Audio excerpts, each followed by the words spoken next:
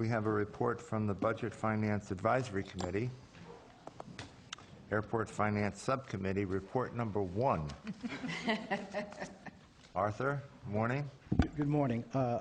My name is Arthur Malman. I'm the chairman of the town's Budget and Finance Advisory Committee, and I'm here today to report to the town board and the public generally the progress we're making on resolving some airport issues and bringing hopefully some good conclusions to the board later in June, we believe. Our first progress report was a preliminary debt capacity analysis, which was unanimously adopted by our committee. And I want to stress the word unanimously because we have a core of members of the Budget and Financial Advisory Committee who work on a whole host of matters. But when we were approached to be involved with the airport, we realized that what we were trying to do was develop financial data for the airport that could be relied upon by all sides. Without addressing any airport policy issues, we wanted everybody to be working from the same data set. And in order to do that, we asked that the committee be expanded for this purpose and include people over the years who have taken various positions on airport matters, so that when we came up with a conclusion, and this one happily was unanimous, we would have the support of all segments of the community behind at least the factual data that we're all working with. And in particular, I'm going to read some names of people who are familiar with airport discussions are probably going to recognize, some perhaps not. Frank Darlene, David Gruber, Frank Oshrin, or Gene Oshrin rather, Pat Trunzo Jr., and Tom Toomey. All of these folks were on our committee, and all unanimously agreed with this report. This is our first report. This report tries to set up a financial matrix or an Excel spreadsheet for the board and the public to use to analyze the effect of various policy decisions that could be made. What we did first was we tried to vet all the financial information existing about historical operations at the airport.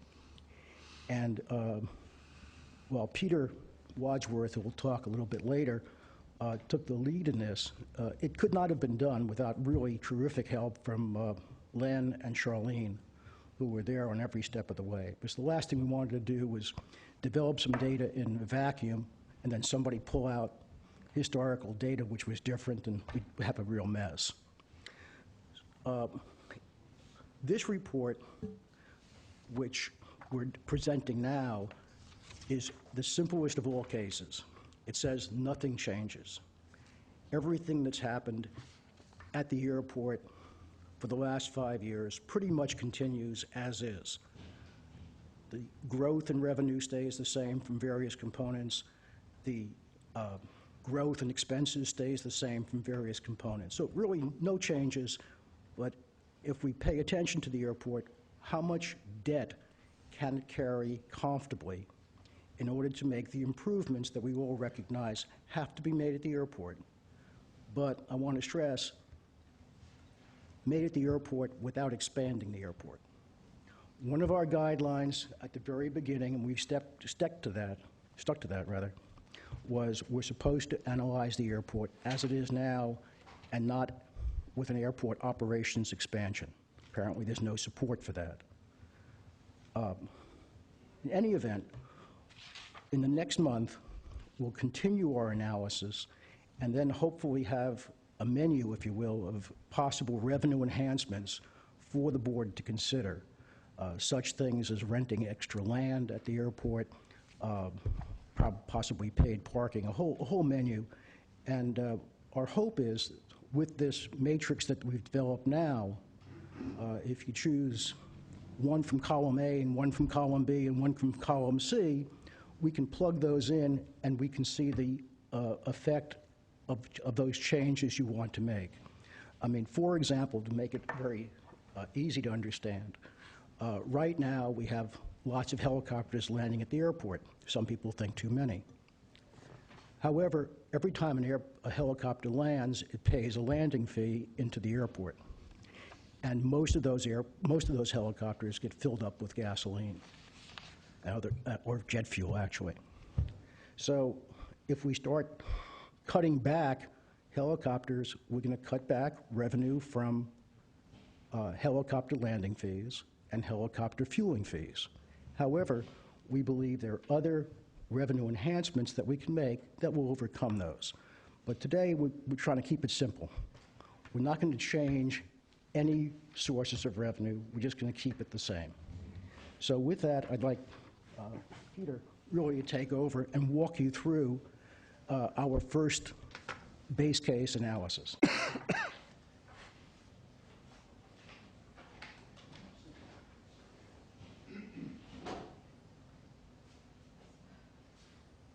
Thank you, Arthur. You know, I'm a little bit in awe of where I stand today, because if anybody had told me in 2002 that I'd be representing a committee that had Tom Toomey and David Gruber and other airport proponents and opponents on it, and they all agreed on something, I wouldn't have believed it.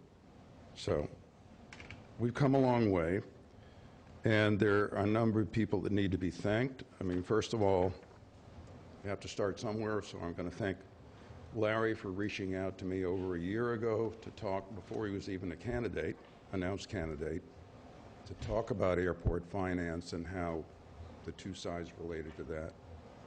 I want to thank Kathy for creating these crazy committees, the three-headed monster that made this possible. Arthur for being a party to that.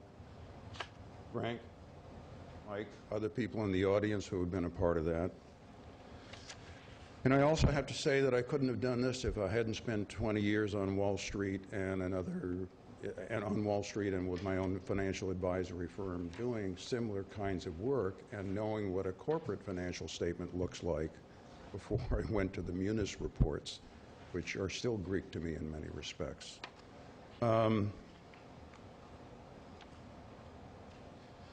And again, Jim, Brundage, Len, Charlene, couldn't have done it without those three people, because they are a fount of information. They have cooperated at every step along the way. They've given a lot of time. And frankly, I've reviewed a lot of the findings with Len and Charlene to make sure that we're not off base in terms of what our assumptions are. So if I can figure out how to get the screen operating, do I just touch it? Anybody know? John, you've been here before.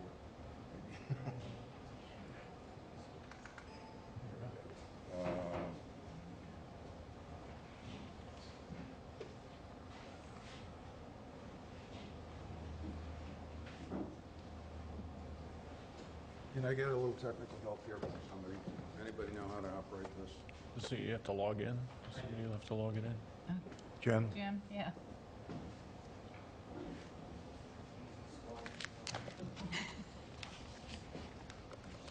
You know how to do this? Well, last time I was here. There you are, the man who makes it all happen. Now, everything that's going to be on here, just need the password. We gave all of you this. It's a 10-page presentation. I have more copies here for audience members. If There you go. you want to share? Yeah, that's fine, thank you. And also, I hope that, actually, I know that each one of you people have a copy of the actual report in case we have to refer to it. And here's another member of the committee. That's great. So the first page is, I'm not showing it here because it's basically parsing the conclusions, the actual written words in the report. It's a summary of what we found out. The town could generate sufficient cash flow over the next 5 years from airport operations and properties to pay debt service on $5.1 to $8.5 million of additional debt, with readily achievable revenue growth and without FAA funds, and without any revenue enhancement that Arthur alluded to, and I'll also mention at the end of this, which is part of our continuing work, but subject to the assumptions and caveats, of course, herein. So I thought I'd start with the answer and then back up and sort of tell you how we got there a little bit. Sylvia's smiling because she already knows this. But anyway, you can't do financial projections without scenarios, because no matter what you assume, you're going to be wrong.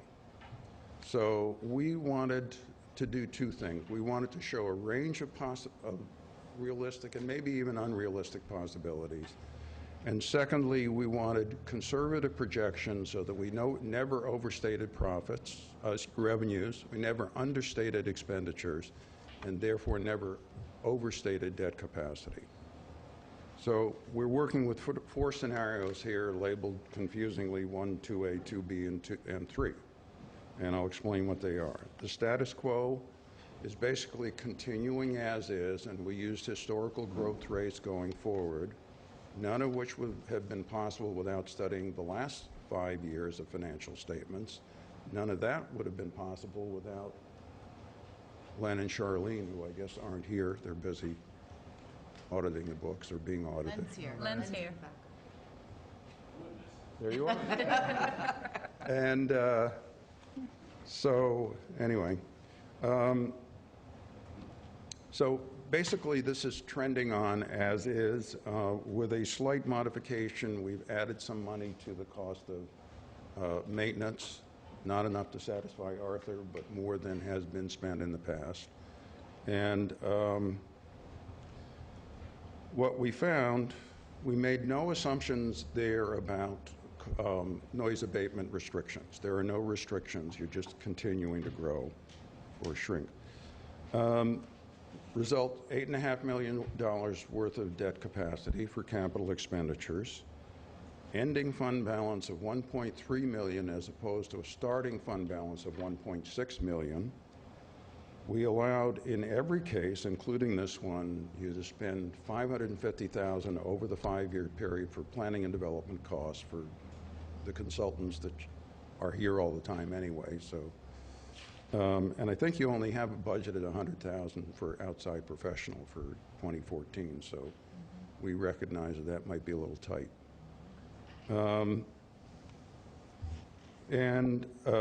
Landing fees, this is the only mildly aggressive assumption. We assumed that landing fees would be increased by 5% a year going forward. We assume no cost savings except in the last scenario, and I'll explain that later when I get there. And finally, no litigation costs. And, you know, you can advise yourselves on what you think, how realistic you think that is, but it might argue for more reserves than we ended up with.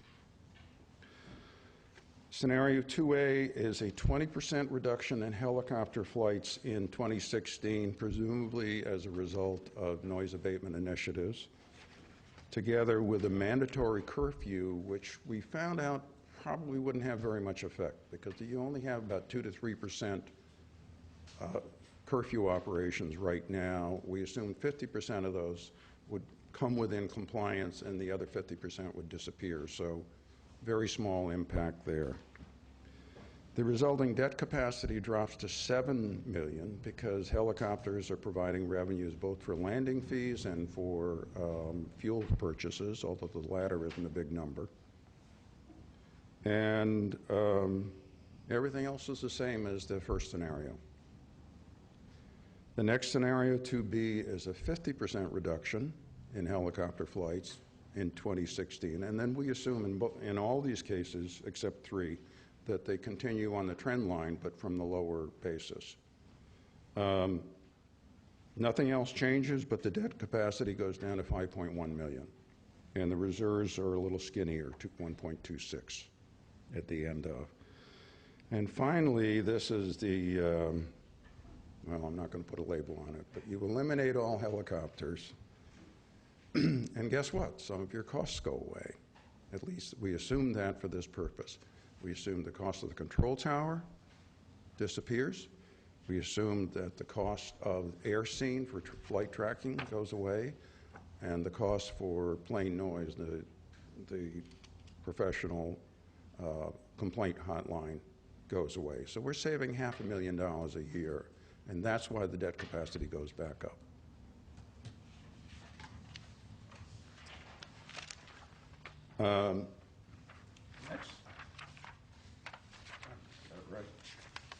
Next slide just talks about how we computed debt capacity. The key measurement here is debt service coverage. And it's simple on the surface of it, but it involved a lot of work to get there. You've got two components. You've got cash flow available. We had to determine cash flow available for debt service, and then, of course, we had to determine the debt service.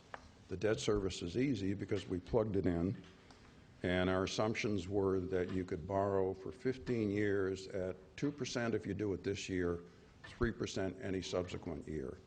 And since you recently borrowed at 1.8%, 2% doesn't seem like too much of a stretch at the moment. We also kept in, retained the debt service from a little over $1 million worth of bonds issued in 2009 through 2011 for debt service for small airport improvements. Now, the cash flow is what the rest of this is all about. The way you get munis reports, the cash flow is truly cash flow, but not in the corporate way of doing things. In a corporation, you start with an income statement, and then you go to a cash flow statement that backs out some non-cash items and gives you actual cash from operations. What you're trying to get to is something called EBITDA, earnings before interest, taxes, depreciation, and amortization. You don't have 3 out of the 4, but you do have interest. So we get cash flow before your discretionary expenditures, which is all of the consulting fees, all of the capital expenditures, and that kind of stuff.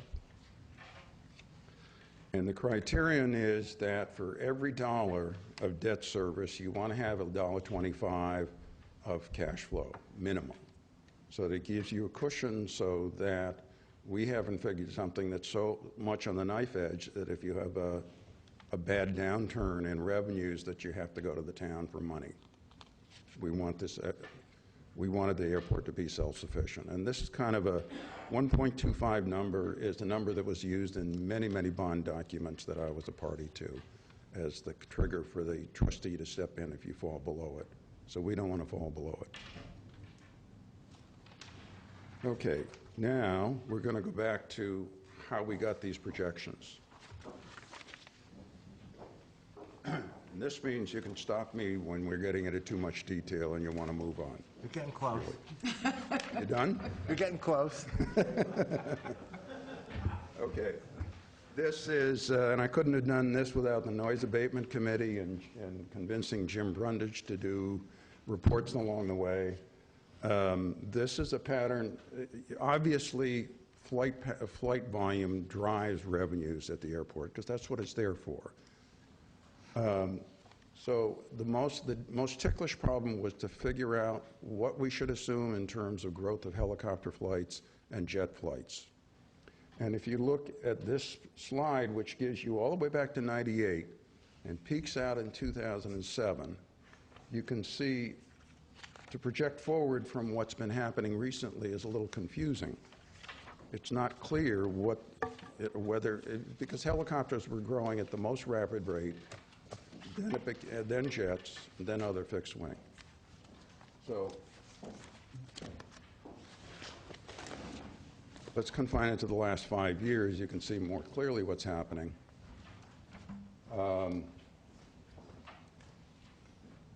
Helicopters are growing actually at 2% over the last 5 years, jets by 5%, and other fixed wing declining, shrinking by 9% a year.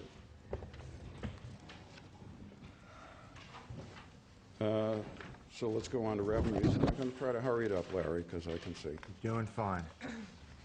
I know you put an enormous amount of effort into it. Well, that's the purpose. You should show you don't care about the numbers, but I mean, we did a lot of work. So basically what we had to do was tear apart the munis reports and figure out what the components were. And one of the things that really surprised me is how substantial revenue, what a substantial portion of revenues landing fees were. I did not know that, even though I played around with the financials here for a long time. One of the key reasons is the munis reports include as revenues all fuel sales, okay? We don't get the revenue from all fuel sales. We got a 15-cent flowage fee. So the actual net revenue that the town realizes is, $115,000, $120,000 today, as opposed to well over $1 million in landing fees. And then the rest is, I mean, you can see what the rest is. But, rental income is a significant part of the total. The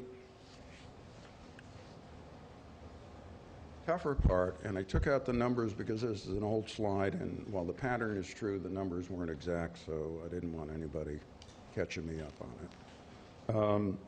This basically shows you how we got to cash flow, what we took out, and the one thing that's really highlighted here in red is the cost of the control tower, which caused you to take a hit to cash flow when it was first installed. But you recovered pretty nicely from that. And one thing I didn't mention on a previous slide is your debt service coverage today is a little over 5 times. So you covered that very well. That would make any rating agency proud. The next slide, whoops.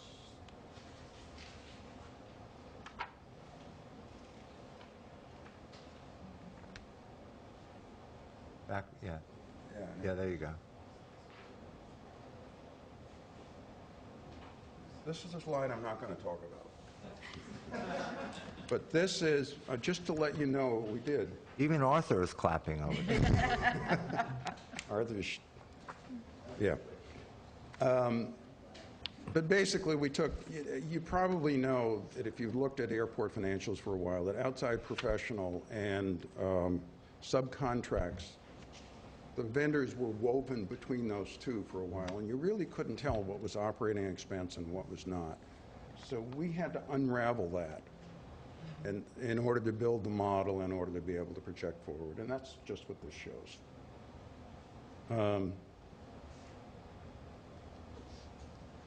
These, if you care to go into it, are the underlying assumptions with numbers attached to them. I think, again, we've reviewed this with Len and Charlene and convinced them, maybe, that it was conservative.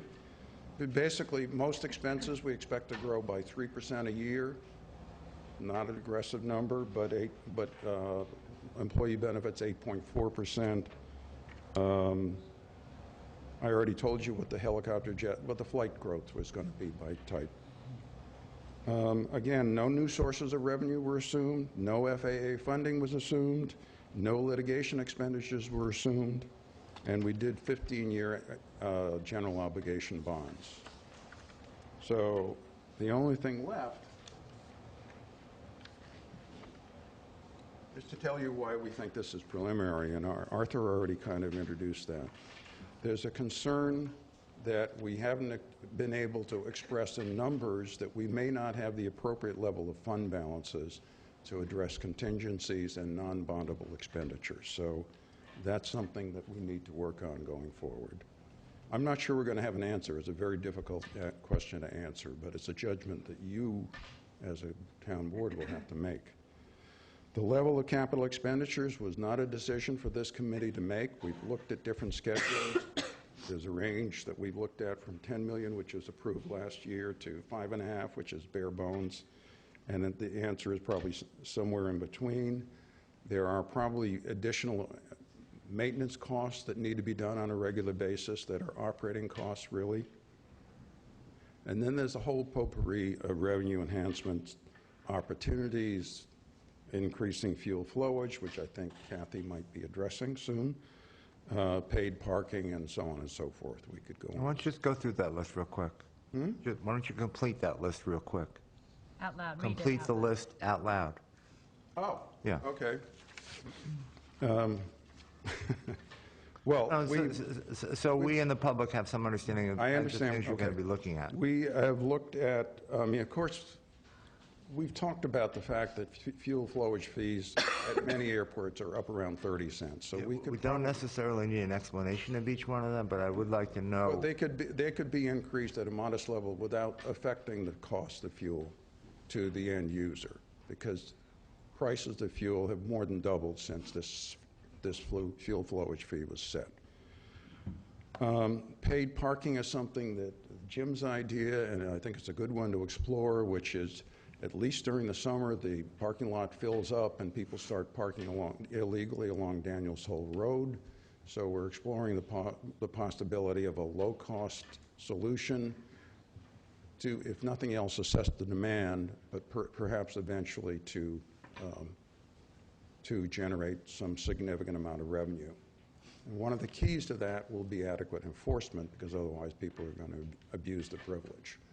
At the other end of the spectrum is, Larry, you sat along with Tom Toomey on a commission back in the 1990s that suggested a LIRR stop on the airport property, which would become a transportation hub and might solve some of the regional parking problems here, long-term parking.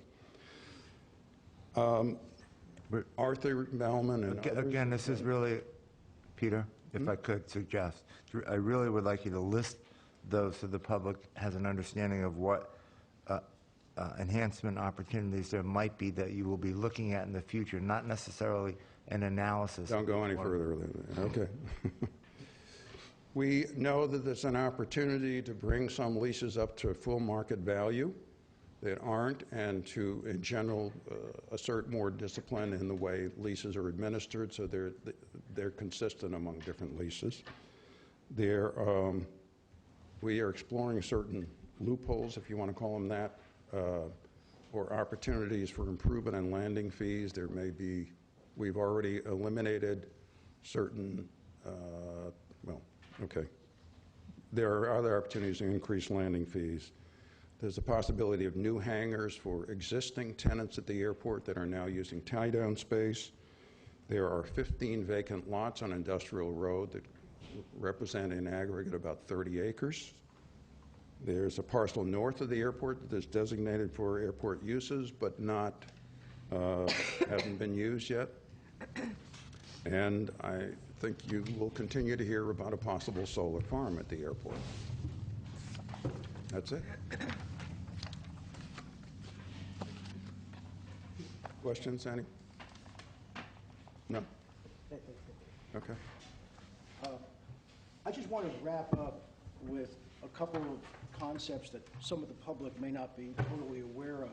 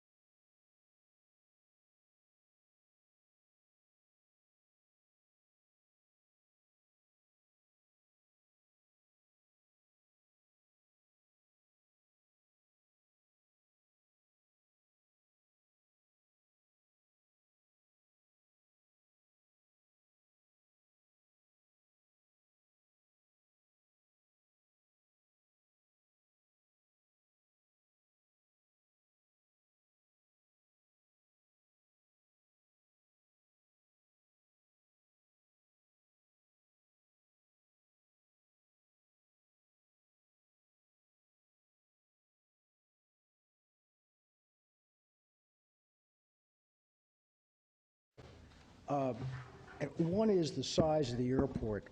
When you go out there, you see a bunch of runways and buildings, but the airport is actually much larger. It's about 600 acres. Much of that acreage is fallow. Much of that acreage is zoned industrial, which is in short supply for the town. So there are opportunities to use that acreage for other purposes. Another very important concept, which really hasn't been discussed very much, is that everyone pretty much knows at this point that in December, the first group of our grant assurances from the FAA run out, and people think we can have more control over noise when those run out. However, there's a second group of grant assurances that are possibly even more important to the long-term health of the town, and those run out in 2022. Right now, this 600 acres of airport is almost a silo. Money that is developed there has to stay in there. Expenses obviously have to be paid by the airport. But in 2022, that changes if we don't take FAA money. And that becomes just a normal town asset. That's good news and bad news. The good news is that it may become, if the airport is properly run, a very significant source of non-tax revenue for the town, which is in short supply. The other bad news, and Gene Oshrin and some of the pilots are sitting here saying, my gosh, if we make money out there, they'll take it and use it for broomsticks and garbage cans, and we'll have an airport that falls apart. So there has to be a little thought given, and we have plenty of time, since we have till 2022 to think about it, as to how you set this thing up to make sure that the airport is maintained as an asset and a cash-generating asset for the entire town. It sounds like all we're doing is thanking everybody, but we want to make everybody aware that we're not sitting in a glass cage here trying to come up with numbers. And we've spoken to a bunch of other airports, West Hampton, some in New Jersey, some in Connecticut. We've spoken to various fuel suppliers. There are essentially 3 FBOs, or fixed base operators, at the airport that are really the face of the airport. There's, of course, Sound Aircraft, which is the biggest. There's Myers Fuel. There's Long Island Aircraft.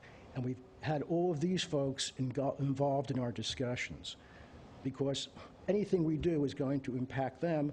And quite frankly, they also have tremendous historical knowledge and present knowledge of how the airport operates that we'll never get.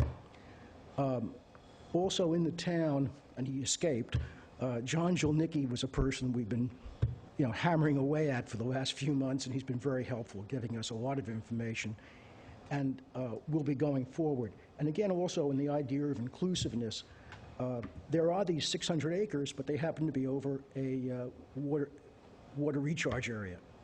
And so we've already been talking to Marguerite Wolfson and Kim Shaw about the problems that are caused, or the difficulties and the hurdles that have to be overcome in dealing with land in that area.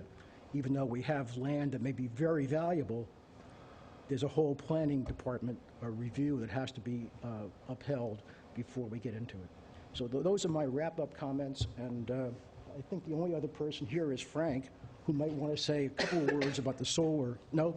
You're shaking your head there? We've covered that ground already with Frank. But Kathy, did you want to say? Well, I just want to say there's 11 members on the committee. 6 are here today. Some folks walked in when we got started. So I just want to thank Arthur. He's been tremendous. And Peter Wadsworth, Pat Trunzo, Michael Diesenhaus, Gene Oshrin is here as well, and Frank Daleen. And, all of these folks have brought a wealth of experience. I think we have 4 attorneys. We have CFOs from corporations. We've got major builders on the committee.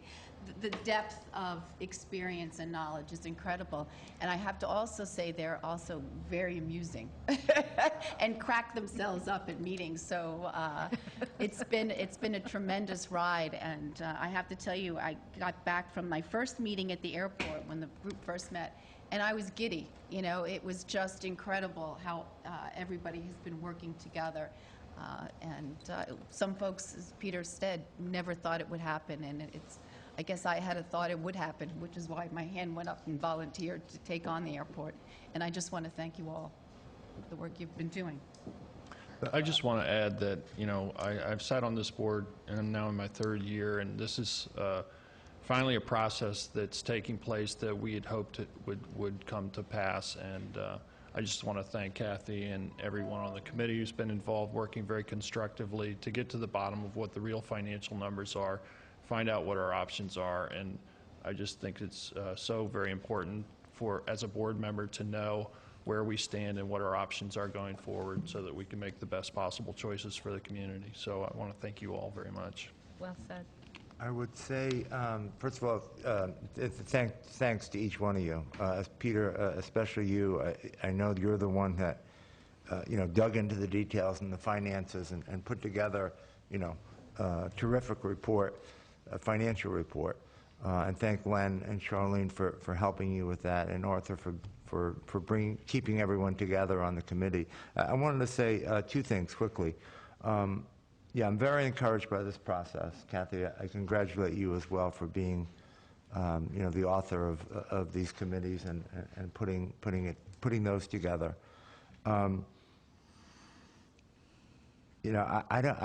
It's amazing to me that, and it's a model. I don't want to say it's amazing to me. There's something of a model that's occurred here that is really a terrific statement, I think, and to the credit of the people that are working on this committee. I mean, to take people with such strong opposing points of view and put them in a room together, working constructively to try to find answers and goals is inspirational to me. And it's a credit to the people involved that you've hammered these issues through and come up with a unanimous resolution. I mean, not to throw personalities into this, but Arthur, you mentioned it. I mean, to think that, principal opponents like Tom Toomey and David Gruber, working together around the same table, agreeing unanimously on a resolution. I don't know that a year or so ago that anyone would have thought that that was possible. And it's to their credit and the credit of this committee that you've put together an effort and come up with a common answer that you can agree on. And I couldn't be more pleased that that's happened. It shows what can happen when you put people together who have opposing points of view and truly want to try to find what's best for the community. And I congratulate everyone on the committee for what you've done to this point. Now, that doesn't mean that there won't be blood on the floor on other issues with respect to the airport, or that everyone won't walk out of the room. But you've started a new beginning here, and we're certainly going to do everything we can as a board to encourage you to continue. The other point I wanted to make is this. Over the past year, and listening to both sides with respect to the airport, you get a lot of strong opinions about what you can and you can't do, and some people held the conclusion that the airport would fall apart if you don't take FAA money. And this report shows that that's not the case here. Now, that doesn't end the argument of whether sometime in the future FAA funds should be used or not used. I'm not reaching that conclusion at this point. But clearly, your financial analysis shows that we can move forward, at least in the immediate and interim future, that we can finance the airport, we can keep it safe, we can make the improvements that are absolutely necessary, and we can do that for some period of time without taking FAA money, which only leaves our options open, which is a good thing. So I personally want to thank everyone on the committee for outstanding work.